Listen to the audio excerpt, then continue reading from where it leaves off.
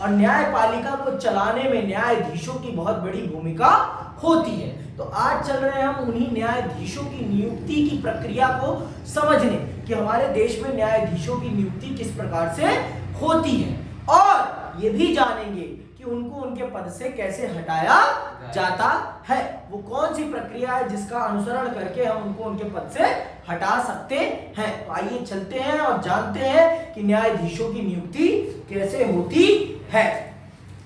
न्यायाधीशों की नियुक्ति कभी भी राजनीतिक रूप से निर्विवाद नहीं रही है।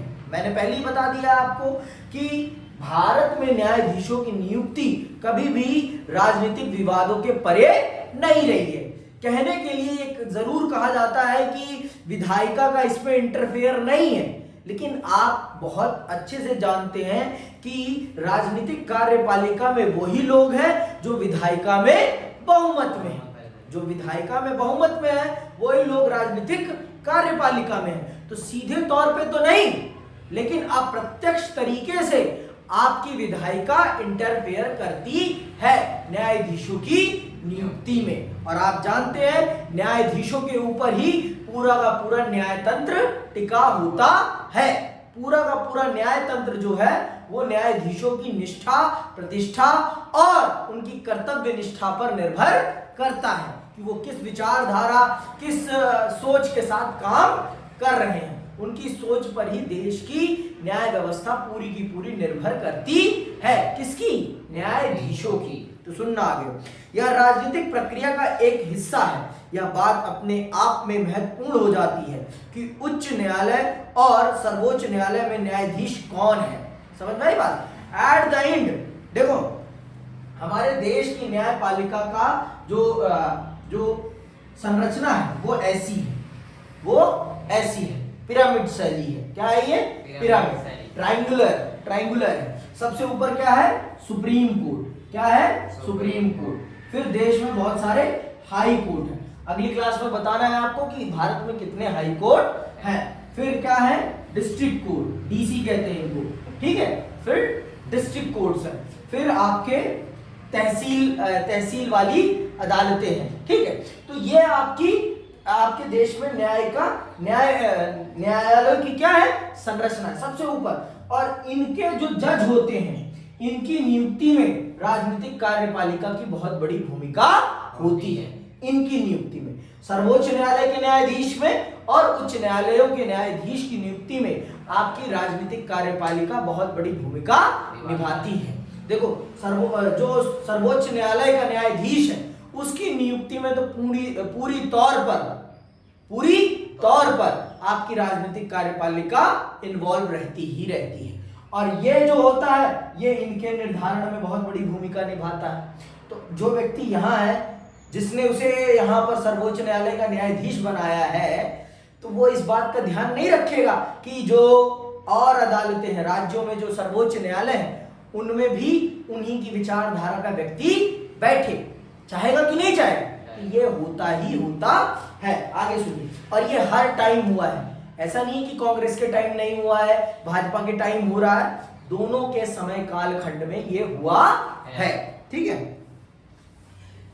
इससे संविधान की व्याख्या पर फर्क पड़ सकता है। न्यायाधीश का राजनीतिक दर्शन क्या है, सक्रिय और मुखर न्यायपालिका के बारे में उसकी क्या राय है, नियंत्रित और प्रतिबद्ध न्यायपालिका के विषय में उसके क्या विचार हैं, इन सब बातों का प्रभाव लागू किए जाने वाले कानूनों पर पड़ता है। मंत्रिमंडल, राज्यपाल, मुख्यमंत्री और भारत के मुख्य न्यायाधीश ये सभी न्यायिक नियुक्ति की प्रक्रिया को प्रभावित करते हैं। कौन कौन? मंत्रिमंडल, राज्यपाल, मुख्यमंत्री और भारत के मुख्य न्यायाधीश ये सभी न्यायिक नियुक्तियों की प्रक्रिया को प्रभावित करते हैं। तो ये लोग न्यायिक नियुक्तियों की प्रक्रिया को बहुत बड़े स्तर पर प्रभावित करने का काम करते हैं। आप जानते हैं राज्यपाल कौन है? राज्यपाल केंद्र सरकार का प्रतिनिधि है। कहां पर? राज्यों में। समझ में आई बात? तो वो केंद्र सरकार के खिलाफ जाकर कभी भी काम नहीं करेगा। और मुख्यमंत्री भी अपने दल का नेता है, तो वो भी चाहेगा कि जो न्यायाधीश उसके उसके स्टेट की हाई कोर्ट में बैठे वो उसके फेवर का हो, चाहेगा ही चाहेगा। ये स्वाभाविक सी बात है, इसमें बड़ी बात ये कोई इसमें कोई रॉकेट साइंस नहीं है। ये सिंपल सी बात है कि हर व्यक्ति यही चाहता है कि जो व्यक्ति इस सर्वोच्च पद पे बैठे वो उसके फेवर का हो। आप भी यही चाहेंगे, मैं भी यही चाहूंगा। ये क्या है? ये इंसान की प्रवृत्ति है, ये इंसान की फितरत है कि वो चाहता है कि जो भी हो सब उसके पक्ष के हों, उसका विरोधी कोई ना हो, वो जो कहे मानने वाले हों। समझ में आई बात? तो ये इंसान की एक बहुत बड़ी फितरत है। क्या है ये? फितरत। समझ में आई बात कि नहीं आई अभी भी? चलो आगे सुनो। भारत के मुख्य न्यायाधीश की नियुक्ति के मामले में वर्षों से परंपरा बन गई है कि सर्वोच्च न्यायालय के सबसे वरिष्ठ न्यायाधीश को इस पद पर नियुक्त किया जाएगा। ये परंपरा बन गई है कि जो अभी न्यायाधीश है, वर्तमान न्यायाधीश के बाद जो सबसे बड़ा होगा, सबसे सीनियर होगा, उसे ही अगला न्यायाधीश बनाया जाएगा। ये परंपरा बनी हुई है, लेकिन ऐसा नहीं है कि इस परंपरा का कभी उल्लंघन नहीं हुआ है। बहुत बार इस परंपरा का उल्लंघन हो चुका है, बहुत बार। समझ में आई बात? बहुत बार ये चीजें हुई हैं कि जो अभी वर्तमान न्यायाधीश के बाद जो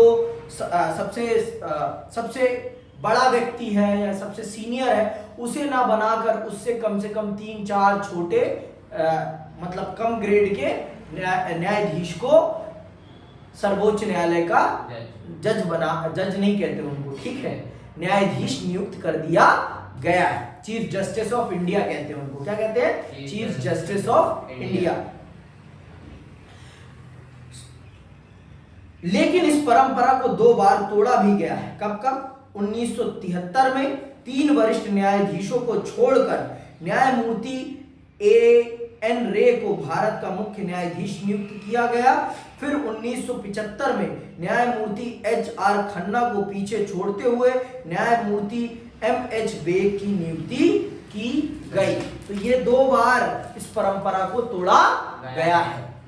2 बार कम योग्यता की बात नहीं, कम सीनियर व्यक्तियों को न्यायाधीश बनाया गया है। सिर्फ किस लिए? क्योंकि जो व्यक्ति उसके बाद सीनियर था वो पॉलिटिकल पार्टी की विचारधारा को सूट नहीं करता था, और उस समय देश में कांग्रेस की सरकार थी। समझ में आई बात? तो उनकी विचारधारा को वो व्यक्ति सूट नहीं करता था, वो न्यायमूर्ति सूट नहीं करता था, जिस कारण से उनकी वरिष्ठता को दरकिनार करते हुए उनसे कनिष्ठ न्यायमूर्ति को भारत का न्यायाधीश बना दिया गया। सिर्फ इसलिए क्योंकि वो व्यक्ति उनकी विचारधारा के विरुद्ध था, उनकी विचारधारा को सूट नहीं करता था। बात सिर्फ इतनी सी है। इतनी बात समझ में आ गई कि अभी भी नहीं आई? पक्का? तो न्यायाधीशों की नियुक्ति में पता चल गया किसका कितना रोल है। आपकी राजनीतिक कार्यपालिका की बहुत बड़ी भूमिका है, बहुत बड़ी भूमिका। मैं शब्द ऐसे नहीं बोल रहा हूं, बहुत बड़ी भूमिका है। प्रधानमंत्री के खिलाफ जाकर कोई भी व्यक्ति कुछ भी नहीं बन सकता इस देश में। सबसे ज्यादा ताकतवर अगर इस देश में कोई है तो वो इस देश का प्रधानमंत्री है। उससे ज्यादा ताकतवर इस देश में कोई भी नहीं है। ये बात जान लो पीयूष बहुत अच्छे से। इस देश में सबसे ज्यादा ताकतवर व्यक्ति कोई है तो इस देश का प्रधानमंत्री है। उससे ज्यादा ताकतवर इस देश में कोई भी नहीं है। न न्यायमूर्ति न प्यायमूर्ति, कोई मूर्ति नहीं। सबसे ज्यादा ताकतवर है तो इस देश का प्रधानमंत्री। ठीक है, जो हकीकत है, मैं आपको हकीकत से वाकिफ करा रहा हूं। ऐसा नहीं है कि न्यायमूर्ति के पास ताकत नहीं है, वो भी प्रधानमंत्री के समकक्ष है ताकत में, लेकिन प्रधानमंत्री प्रधानमंत्री है क्योंकि वो देश की राजनीति को, देश के राजनीतिक बागडोर को संभाल रहा है। उसके पास देश का चाबुक है। वो राजनीतिक तौर पर देश का चाबुक रखता है। वो नेता है, वो देश की राजनीति का कर्ता धर्ता है। वो इस देश की राजनीति की बैकबोन है। क्या है? बैकबोन। ठीक है। सर्वोच्च न्यायालय और उच्च न्यायालय के अन्य न्यायाधीशों की नियुक्ति राष्ट्रपति भारत के मुख्य न्यायाधीश की सलाह से करता है। सुन रहे हो ना? सर्वोच्च न्यायालय और उच्च न्यायालय के न्यायाधीशों की नियुक्ति राष्ट्रपति भारत के मुख्य न्यायाधीश की सलाह से करता है। इसका अर्थ यह हुआ कि नियुक्तियों के संबंध में वास्तविक शक्ति मंत्रिपरिषद के पास है। फिर मुख्य न्यायाधीश से सलाह का क्या महत्व है?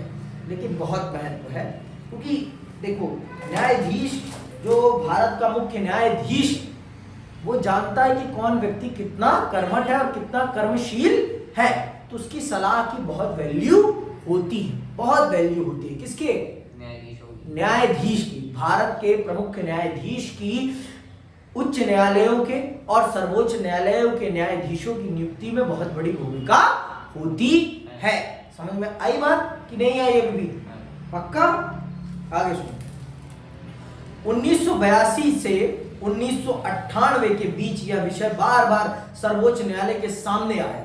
शुरू में न्यायालय का विचार था कि मुख्य न्यायाधीश की भूमिका पूरी तरह से सलाहकार की है, लेकिन बाद में न्यायालय ने माना कि मुख्य न्यायाधीश की सलाह राष्ट्रपति को जरूर माननी चाहिए। आखिरकार सर्वोच्च न्यायालय ने एक नई व्यवस्था की। इसके अनुसार सर्वोच्च न्यायालय का मुख्य न्यायाधीश अन्य 4 वरिष्ठतम न्यायाधीशों की सलाह से कुछ नाम प्रस्तावित करेगा और इसी में से राष्ट्रपति नियुक्तियां करेगा।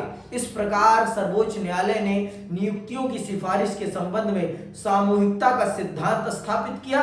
इसी कारण आजकल नियुक्तियों के संबंध में सर्वोच्च न्यायालय के वरिष्ठ न्यायाधीशों के समूह का ज्यादा प्रभाव है। इस तरह न्यायपालिका की नियुक्ति में सर्वोच्च न्यायालय और मंत्रिपरिषद महत्वपूर्ण भूमिका निभाते हैं। लेकिन 1982 से 1998 के बीच घटनाक्रम कुछ ऐसा हुआ कि उसके बाद से भारत के प्रमुख न्यायाधीश की नियुक्ति में पूर्व न्यायाधीश की सलाह और वरिष्ठ न्यायाधीशों की सलाह की बहुत बड़ी भूमिका बन गई है। वो अपने से 4 वरिष्ठ न्यायाधीशों की सूची बनाकर राष्ट्रपति महोदय को देगा और फिर राष्ट्रपति महोदय उन्हीं 4 लोगों में से किसी को भारत का न्यायाधीश नियुक्त करेंगे। समझ में आई बात? तो आप ये जान लीजिए कि आज के समय पर भारत के न्यायाधीशों की नियुक्ति में पूर्व न्यायाधीश की बहुत बड़ी भूमिका होती है। तो आप भी वर्तमान समय के जो हमारे न्यायाधीश साहब हैं उन्होंने भी रेकमेंड किया और भारत सरकार ने उन्हें ही भारत का न्यायाधीश नियुक्त कर दिया। तो अब यह आपको बताना है मुझे कि भारत के वर्तमान समय में अभी जो है उनका नाम क्या है और बनने वाले न्यायाधीश का नाम क्या है, ये आपको मुझे कमेंट बॉक्स में बताना है। ठीक है, आइए अब आगे चलते हैं और जानते हैं न्यायाधीशों को उनके पद से कैसे हटाया जाता है। वो कौन सी प्रक्रिया है जिसका अनुसरण करके न्यायाधीशों को उनके पद से हटाया जा सकता है। तो आइए इसको बहुत विस्तार से जानते हैं और समझते हैं। ठीक है, सुनना बहुत ध्यान से। ठीक है, सर्वोच्च न्यायालय और उच्च न्यायालय के न्यायाधीशों को उनके पद से हटाना काफी कठिन है, बहुत कठिन है, काफी नहीं बहुत कठिन है। सर्वोच्च न्यायालय और उच्च न्यायालय के न्यायाधीशों को उनके पद से हटाना बहुत ही कठिन काम है, बहुत ही ज्यादा कठिन काम है। ठीक है, कदाचार साबित होने अथवा अयोग्यता की दशा में ही उन्हें पद से हटाया जा सकता है। न्यायाधीश के विरुद्ध आरोपों पर संसद के एक विशेष बहुमत की स्वीकृति जरूरी होती है। क्या आपको याद है कि यह विशेष बहुमत क्या है? इसे हमने चुनाव वाले अध्याय में पढ़ा है। इससे स्पष्ट है कि न्यायाधीशों को हटाने की प्रक्रिया अत्यंत कठिन है और जब तक संसद के सदस्यों में आम सहमति ना हो तब तक किसी न्यायाधीश को हटाया नहीं जा सकता। यह भी गौरतलब है कि जहां उनकी नियुक्ति में कार्यपालिका की महत्वपूर्ण भूमिका है, वहीं उनको हटाने की शक्ति विधायिका के पास है। इसके द्वारा सुनिश्चित किया गया है कि न्यायपालिका की स्वतंत्रता बची रहे और शक्ति संतुलन भी बना रहे। अब तक संसद के पास किसी न्यायाधीश को हटाने का केवल एक प्रस्ताव विचार के लिए आया है। इस मामले में हालांकि 2/3 सदस्यों ने प्रस्ताव के पक्ष में मत दिया, लेकिन न्यायाधीश को हटाया नहीं जा सका क्योंकि प्रस्ताव पर सदन की कुल सदस्य संख्या का बहुमत प्राप्त ना हो सका। तो ये बात जान लीजिए कि भारत के न्यायाधीशों की नियुक्ति में जहां पर कार्यपालिका की बहुत बड़ी भूमिका है और उन्हें हटाने में विधायिका की बहुत बड़ी भूमिका है। तो इस तरह से भारत के संविधान ने शक्ति को बहुत अच्छे से संतुलित किया है, जिससे कि भारत के संविधान के साथ किसी भी प्रकार से छेड़छाड़ ना की जा सके और इन न्यायाधीशों को बिना कारण इनकी नौकरी से स्थगित ना किया जा सके। इन सब चीजों को बहुत अच्छे से समझते हुए हमारे न्यायाधीशों ने बहुत अच्छी तरीके से इनको बहुत अच्छी तरीके से इस प्रक्रिया को गढ़ा है, बहुत अच्छी तरीके से इस प्रक्रिया को गढ़ा है और आज के समय पर हमारी पूरी न्यायपालिका इसी तरीके से काम कर रही है। तो आज के लिए बस इतना ही, इसी के साथ मैं विदा लेता हूं और अगली क्लास में हम भारत की न्याय प्रक्रिया, न्याय संरचना को समझेंगे। मैं यहीं समाप्त करता हूं। जय हिंद, जय भारत।